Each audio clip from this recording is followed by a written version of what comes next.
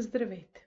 Нищо чудно, ако пържените филийки заемат едно от челните места в списъка с лесни и бързи за приготвяне закуски. Почти всеки има скъп детски спомен как мама или баба пържат филийки за закуска.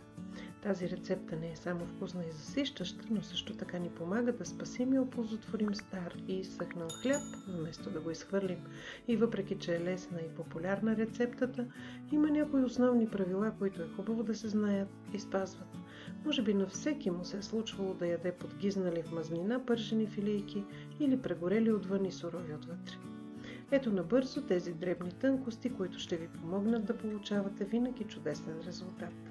Разбиваме яйцата с една чайна лъжица сол и една супена лъжица захар. Понякога слагам дори и повече сол. Филийките стават толкова вкусни, че няма нужда да се овкусяват с нищо повече. Прибавяме 100 мл прясно мляко. Изливаме сместа в плитък разлат съд, може дори супена чиния. Вариант на тази рецепта е към сместа да се добави брашно от 2-3 супени лъжици или вместо прясно мляко да се сложи кисело, плюс щипка сода. Резултатът всеки път е много вкусен. Нарязваме стар хляб на филийки. Ако хляба ви е по-мек, нарежете го от по-рано, дори от предната вечер, за да има време да поизсъхне. Ако имате стари франзели, изпършете си ги. Много сладко стоят пържени филийки с такъв размер. Или срежете филия от обикновен хляб на ивици, широки около 2 пръста. По-удобно е за ядене, по мое мнение. Топваме нарязаните филийки само за момент в яйчената смес и то точно преди да ги сложим да се пържат. Не ги оставяме да киснат в сместа. Също така ги отцеждаме много добре от яйчената смес. В противен случай фолиото ще започнат да плуват части от сместа, които са капнали в мазнината и са започнали да загарят и почерняват, а в последствие ще се полепят по пършените ни филийки и, освен че ще ги загрозяват, ще им придадат леко горчив вкус. Така или иначе в мазнината ще се появят такива плуващи капки от яйчената смес, защото е неизбежно, колкото и да внимаваме.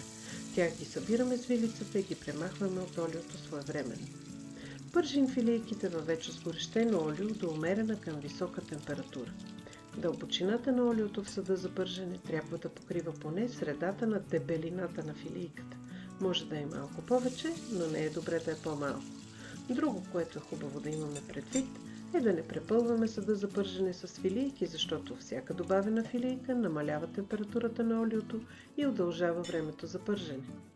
Пригответе си съд за готовите пържени филийки и на дъното му постелете домакинска хартия, за да може да попива мазнината от тях. Вече готовите пържени филийки най-често се хапват с мед и сирене, с сладко или конфитюр.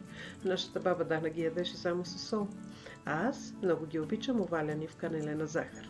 Както и да ги хапвате, пожелавам ви добър апетит и ако случайно ви останат неизядени пържени филийки, можете в последствие да си ги стоплите в предварително загрята фурна върху хартия за печене. Ще станат като току-що изпържени. Необходимите продукти са изброени на екрана. Списъка с продукти за приготвянето на пържени филийки ще намерите и в описанието под видеото. Непременно опитайте! Ще се радвам, ако това видео ви е било полезно. Харесайте го. За вас е лесно, за мен приятно. Споделете го с приятели. Опитайте и другите рецепти на канала. Не забравяйте да се абонирате и да натиснете камбанката, за да получавате известие, когато публикувам ново видео с вкусни и лесни кулинарни изкушения. Благодаря ви за вниманието. До нови срещи! А вие бъдете здрави и се радвайте на малките неща.